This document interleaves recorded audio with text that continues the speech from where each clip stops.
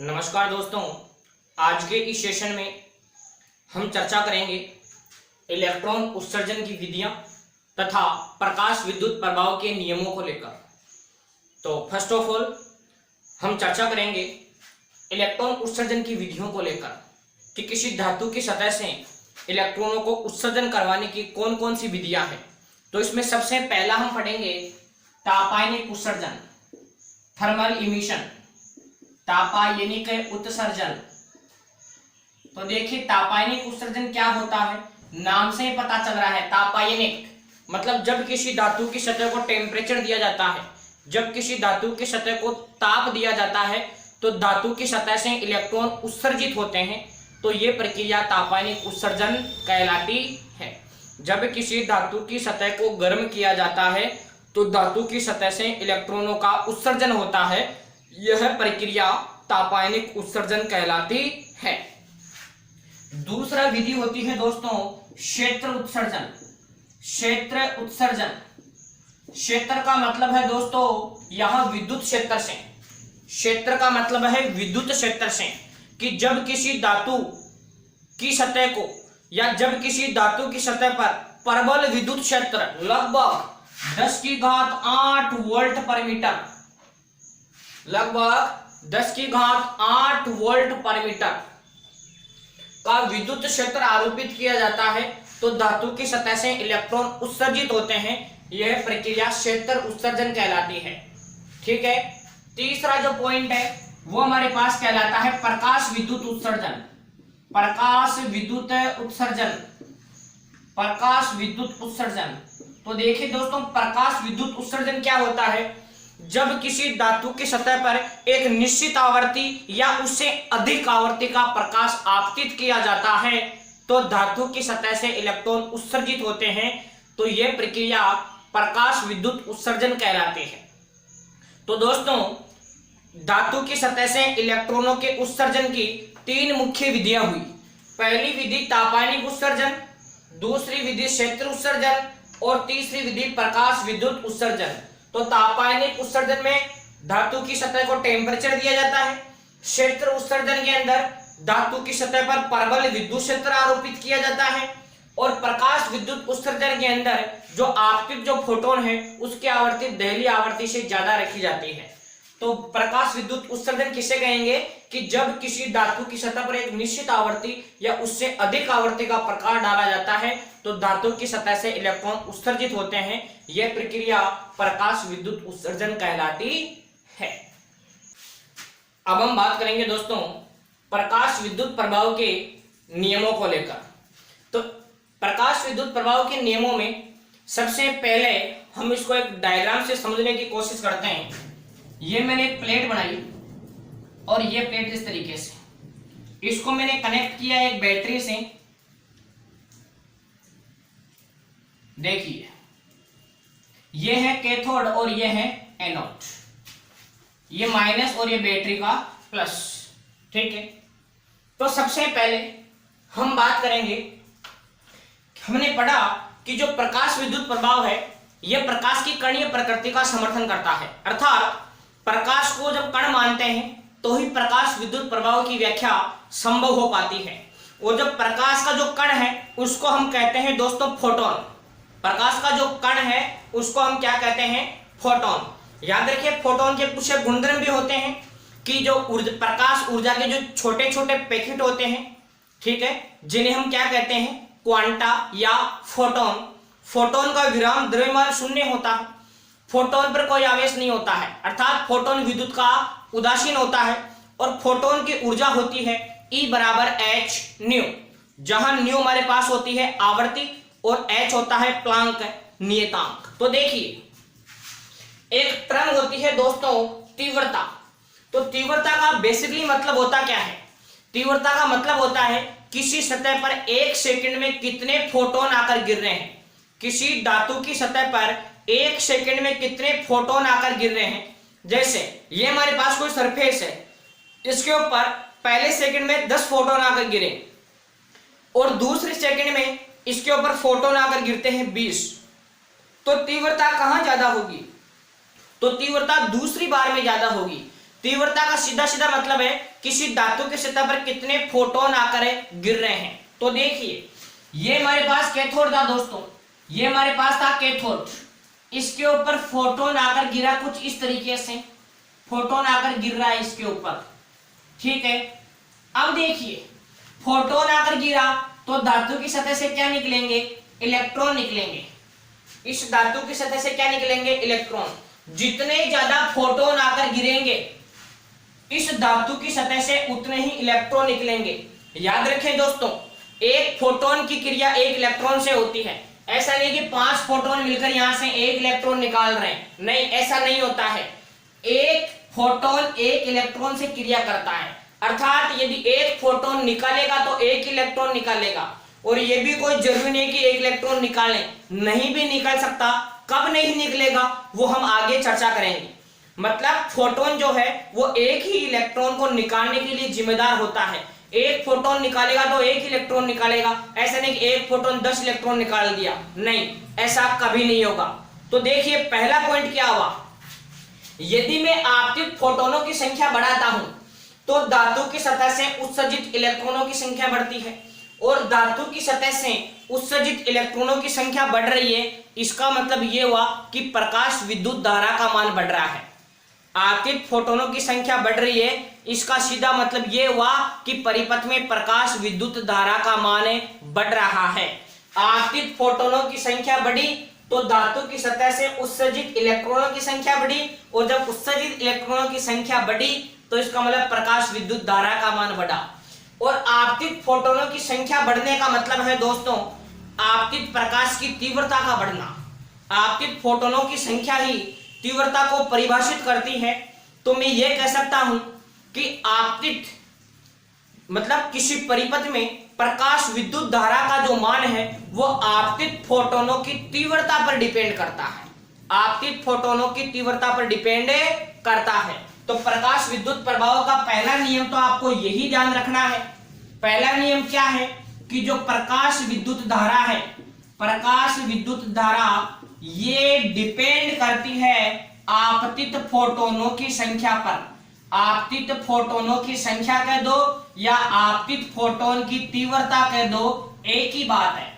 तो प्रकाश विद्युत धारा का मान आपतित फोटोनों की तीव्रता पर निर्भर करता है, मतलब दोनों में समानुपाती संबंध होता है। अगर मैं ग्राफ की बात करूं तो इधर में ले लूं प्रकाश विद्युत धारा और इधर में ले लूं तीव्रता, तो दोनों में जो ग्राफ आएगा वो दोनों में ग्राफ आएगा समानुपाती का। किस तरीके का ग्राफ आएगा, समानुपाती का ग्राफ आएगा दोनों में। ये हुआ दोस्तों पहला नियम। दूसरा और सबसे इंपॉर्टेंट नियम क्या है, कल हमने एक टर्म पढ़ी थी पिछले वीडियो में, कार्यफलन। कार्यफलन क्या होता है, धातु की सतह से इलेक्ट्रॉनों को उत्सर्जित करवाने के लिए आवश्यक न्यूनतम ऊर्जा। धातु की सतह से इलेक्ट्रॉनों को उत्सर्जित करवाने के लिए आवश्यक न्यूनतम ऊर्जा, मतलब इतनी ऊर्जा दो कि धातु की सतह से इलेक्ट्रॉन निकल जाए, वो गति नहीं करें, केवल मुक्त हो जाए। तो देखिए दूसरा नियम की मैं चर्चा कर रहा हूं, इसके लिए मैंने ये जो सतह है इसका मैंने कार्यफलन माना 2 इलेक्ट्रॉन वोल्ट। ये जो धातु है, धातु की सतह, इसका मैंने कार्यफलन फाई बराबर मैंने माना 2 इलेक्ट्रॉन वोल्ट। इसके ऊपर सपोज 3 फोटोन आ रहे हैं। एक तो आ रहा है 1 इलेक्ट्रॉन वोल्ट का, एक आ रहा है 3 इलेक्ट्रॉन वोल्ट का, और एक आ रहा है 6 इलेक्ट्रॉन वोल्ट का। समझने की कोशिश करना बात को। ये जब 1 इलेक्ट्रॉन वोल्ट ऊर्जा का जब फोटोन आ रहा है, इस धातु का कार्यफलन है 2 इलेक्ट्रॉन वोल्ट। कार्यफलन का मतलब धातु की सतह से इलेक्ट्रॉन मुक्त करवाने के लिए आवश्यक न्यूनतम ऊर्जा, मतलब इतनी ऊर्जा होगी तो इलेक्ट्रॉन मुक्त होगा। अब सोचिए जब 1 इलेक्ट्रॉन वोल्ट ऊर्जा का फोटोन आ रहा है तो क्या धातु की सतह से इलेक्ट्रॉन निकलेगा, क्या नहीं निकलेगा, क्योंकि उसको निकालने के लिए कितनी ऊर्जा चाहिए, 2 इलेक्ट्रॉन वोल्ट ऊर्जा चाहिए। ठीक है। दूसरा देखो, जब 3 इलेक्ट्रॉन वोल्ट ऊर्जा का फोटोन आ रहा है तो यहां से इलेक्ट्रॉन निकलेगा क्या? बिल्कुल निकलेगा, क्योंकि उसको निकालने के लिए कितनी ऊर्जा चाहिए थी? 2 इलेक्ट्रॉन वोल्ट। फिर भी उसके पास कितनी बच गई? 1 इलेक्ट्रॉन वोल्ट। तो जो ये 1 इलेक्ट्रॉन वोल्ट जो ऊर्जा है, ये इसको गतिज ऊर्जा प्रदान करेगी। मतलब इलेक्ट्रॉन निकलेगा भी और 1 इलेक्ट्रॉन वोल्ट ऊर्जा से इलेक्ट्रॉन गति भी करेगा। फिर आगे चलिए, स्थिति नंबर 3 को देखिए। 6 इलेक्ट्रॉन वोल्ट ऊर्जा का फोटोन आ रहा है, इसका कार्यफलन कितना है? 2 इलेक्ट्रॉन वोल्ट। तो 6 इलेक्ट्रॉन वोल्ट ऊर्जा में से 2 इलेक्ट्रॉन वोल्ट ऊर्जा तो इसको मुक्त करवाने में काम में आ गई, बाकी कितनी बची? 4 इलेक्ट्रॉन वोल्ट ऊर्जा। वो इसको क्या प्रदान करेगी? वो इसको गतिज ऊर्जा प्रदान करेगी। तो आपको बात क्लियर हुई होगी कि एक जो फोटोन है वो एक ही इलेक्ट्रॉन से क्रिया करता है, बाकी जो ऊर्जा बच गई, भले कितनी बचे, वो किसके अंदर बदलती है? गतिज ऊर्जा के अंदर बदलती है। और देखिए एक अच्छी बात कि जो फोटोन है उसकी ऊर्जा होती है दोस्तों E बराबर एच न्यू। फोटोन की ऊर्जा कितनी होती है? E बराबर एच न्यू, जहां H कहलाता है प्लांक नियतांक और H का हमने मान पहले भी दो तीन जगह लिखा है। H की वैल्यू होती है 6.626 इंटू 10⁻⁻34 जूल इंटू सेकेंड। तो फोटोन की ऊर्जा होती है E बराबर एच न्यू, जहां H तो फिक्स है, H तो हमारे पास नियतांक है। तो बताइए E में और म्यू में कैसा संबंध है? तो दोनों के अंदर एक समानुपाती संबंध है। मैं लिख दूंगा कि E जो है वो किसके समानुपाती है? म्यू के। मतलब ऊर्जा बढ़ने का सीधा सीधा मतलब है फोटोन की आवृत्ति बढ़ना। ऊर्जा बढ़ने का मतलब क्या है? फोटोन की आवृत्ति बढ़ना। यहां ध्यान दीजिएगा दोस्तों, यहां 1 इलेक्ट्रॉन वोल्ट ऊर्जा थी तो इलेक्ट्रॉन उत्सर्जित नहीं हो रहा था। 3 इलेक्ट्रॉन वोल्ट ऊर्जा का फोटोन आया, इलेक्ट्रॉन उत्सर्जित भी हुआ और इलेक्ट्रॉन की गतिज ऊर्जा भी बनी 1 इलेक्ट्रॉन वोल्ट, क्योंकि इसका कार्यफलन 2 ही था। जब 6 इलेक्ट्रॉन वोल्ट ऊर्जा का फोटोन आ रहा है तो उत्सर्जित भी हुआ और गतिज ऊर्जा बढ़ी 4 इलेक्ट्रॉन वोल्ट। तो देखिए जैसे जैसे मैं ऊर्जा बढ़ा रहा हूं वैसे वैसे गतिज ऊर्जा बढ़ रही है कि नहीं बढ़ रही है? धातु की सतह से उत्सर्जित होने वाले इलेक्ट्रॉन की गतिज ऊर्जा बढ़ रही है और ऊर्जा बढ़ने का इनडायरेक्टली मतलब हुआ आवर्ती बढ़ना। तो मैं ये कह सकता हूं कि धातु की सतह से उत्सर्जित इलेक्ट्रॉन की जो गतिज ऊर्जा है वो किस पे डिपेंड करती है? आवर्ती पे डिपेंड करती है। भाई ऊर्जा आवर्ती पे डिपेंड कर रही है तो धातु की सतह से उत्सर्जित इलेक्ट्रॉन की गतिज ऊर्जा आपतित फोटोन की आवर्ती पर निर्भर करती है। ये बहुत अच्छी बात है, इसमें बहुत ज्यादा कंफ्यूजन रहता है। आपको विशेष ध्यान रखना है कि किसी धातु की सतह से उत्सर्जित इलेक्ट्रॉन की गतिज ऊर्जा आपतित फोटोन की आवर्ती पर निर्भर करती है। तो यहां अगर मैं बात करूं क्या कि जो इलेक्ट्रॉन की जो गतिज ऊर्जा है, इलेक्ट्रॉन की जो गतिज ऊर्जा है वो किस पे डिपेंड करती है? वो डिपेंड करती है आपतित फोटोन की आवर्ती पर। आपतित फोटोन की आवर्ती पर डिपेंड करती है उत्सर्जित इलेक्ट्रॉन की गतिज ऊर्जा। उत्सर्जित इलेक्ट्रॉन की गतिज ऊर्जा आपतित फोटोन की आवर्ती पर डिपेंड करती है। आपतित फोटोन की आवर्ती बढ़ाएंगे तो इसका मतलब ऊर्जा बढ़ेगी और ऊर्जा बढ़ेगी इसका मतलब इलेक्ट्रॉन की धातु की सतह से उत्सर्जित इलेक्ट्रॉन की गतिज ऊर्जा का मान भी बढ़ेगा। तो यहां प्रकाश विद्युत प्रभाव के नियमों को लेकर हमारे पास 2 कॉन्सेप्ट हुए। पहला कॉन्सेप्ट क्या कि प्रकाश विद्युत धारा का मान आपतित फोटोन की तीव्रता पर निर्भर करता है और दूसरा इसका नियम हुआ कि इलेक्ट्रॉन की जो गतिज ऊर्जा है वो आपतित फोटोन की आवर्ती पर डिपेंड करती है। देखिए दोस्तों तीसरा नियम हम लिखेंगे दहली आवर्ती को लेकर।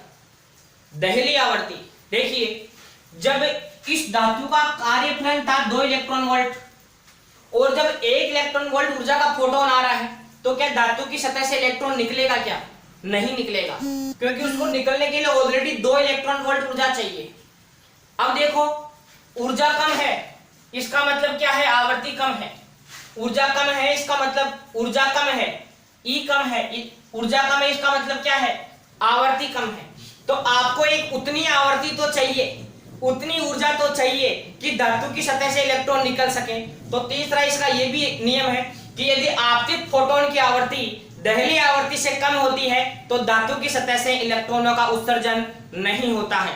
यदि आपतित फोटोन की आवृत्ति यदि दहली आवृत्ति से कम है तो धातु की सतह से इलेक्ट्रॉनों का उत्सर्जन नहीं होता है। तो तीसरा नियम आपको दहली आवृत्ति को लेकर लिखना है। क्लियर कि यदि आपतित फोटोन की आवृत्ति दहली आवृत्ति से कम है तो धातु की सतह से इलेक्ट्रॉनों का उत्सर्जन नहीं होता है, अर्थात इस स्थिति में प्रकाश विद्युत प्रभाव की घटना नहीं होती है। चौथा नियम क्या कहता है? चौथा नियम यह कहता है कि धातु की सतह पर जैसे ही फोटोन आएगा यहां से तुरंत इलेक्ट्रॉन निकल जाएगा, इसमें टाइम नहीं लगता है। धातु की सतह पर फोटोन के आपतित होने और धातु की सतह से इलेक्ट्रॉन के उत्सर्जित होने में कोई समय पश्चता या समय देरी नहीं होती है। तो चौथा पॉइंट आपको यहीं से लिखना है कि धातु की सतह से इलेक्ट्रॉनों के उत्सर्जित होने में कोई समय पश्चता या समय देरी नहीं होती है।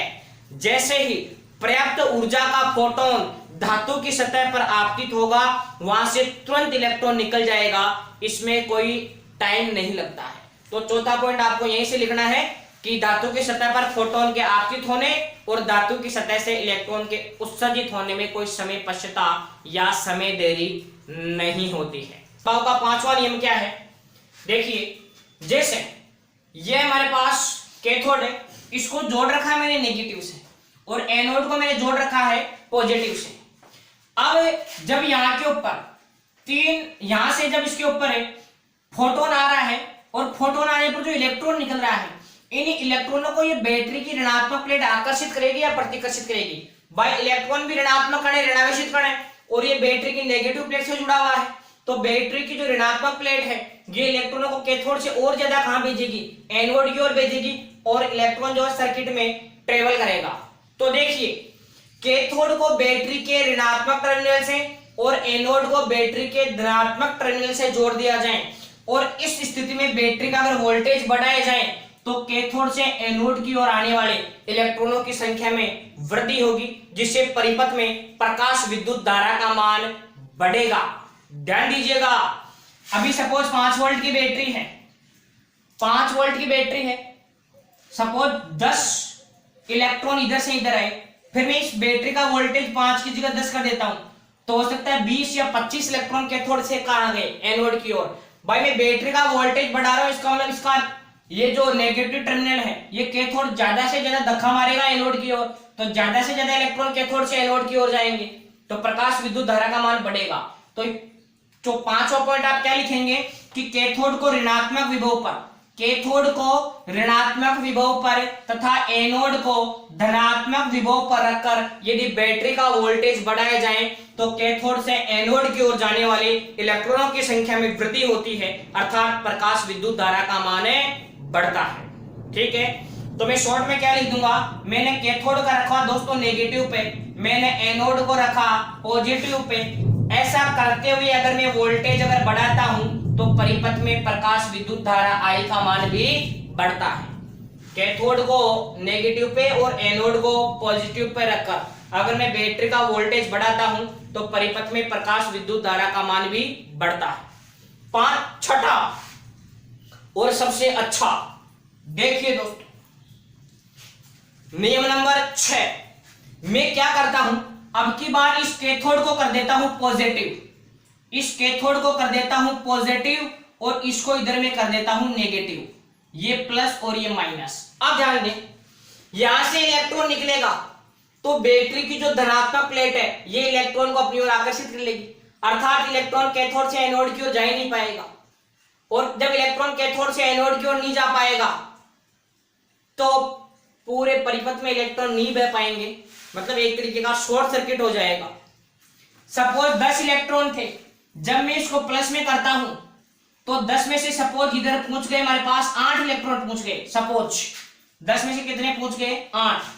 अब मैं इसका वोल्टेज बढ़ाता हूं, पहले सपोज 10 वोल्ट था तो 10 वोल्ट पर 10 में से 8 इलेक्ट्रॉन इधर जा रहे थे, 10 इलेक्ट्रॉन में से 8 इलेक्ट्रॉन इधर जा रहे थे। अब मैं इसका वोल्टेज 10 की बजाय कितना कर देता हूं? 20। अब बोलो मैं वोल्टेज बढ़ाऊंगा तो इधर से इधर जाने वाले इलेक्ट्रॉनों की संख्या में कमी होगी कि नहीं होगी, क्योंकि इलेक्ट्रॉन पर ऋणावेश ये बैटरी के पॉजिटिव टर्मिनल, तो ये आप इसका वोल्टेज बढ़ा रहे हो तो ये कुछ इलेक्ट्रॉनों को अपनी ओर और आकर्षित कर लेगी। तो इलेक्ट्रॉन कैथोड से एनोड की ओर जाने वाले इलेक्ट्रॉनों की संख्या में क्या होगी, कमी होगी। तो कैसे परिभाषित करेंगे कि कैथोड को जोड़ दूं पॉजिटिव से, ध्यान दें, कैथोड को जोड़ दूं पॉजिटिव से और एनोड को जोड़ दूं नेगेटिव से।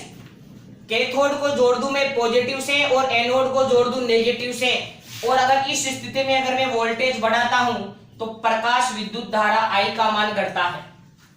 प्रकाश विद्युत धारा I का मान घटता है। तो ये दोस्तों इस तरीके से हमारे पास प्रकाश विद्युत प्रभाव के जो नियम है वो 6 नियम हुए। पहला नियम कि प्रकाश विद्युत धारा आपतित फोटोन की तीव्रता पर डिपेंड करती है। दूसरा, धातु की सतह से उत्सर्जित इलेक्ट्रॉन की गतिज ऊर्जा आपतित फोटोन की आवृत्ति पर डिपेंड करती है। तीसरा, आपको बताना है कि जब किसी धातु की सतह पर एक विशिष्ट आवृत्ति या उससे अधिक आवृत्ति का फोटोन आपतित होता है तो ही धातु की सतह से इलेक्ट्रॉन उत्सर्जित होते हैं। पांचवा आपको लिखना है, फोटोन के आपतित होने और धातु की सतह से इलेक्ट्रॉन के उत्सर्जित होने में कोई समय देरी नहीं होती है। पांचवा पॉइंट आपको लिखना है कि कैथोड को ऋणात्मक विभव पर तथा एनोड को धनात्मक विभव पर रखकर विभवांतर में वृद्धि की जाए तो प्रकाश विद्युत धारा का मान बढ़ता है।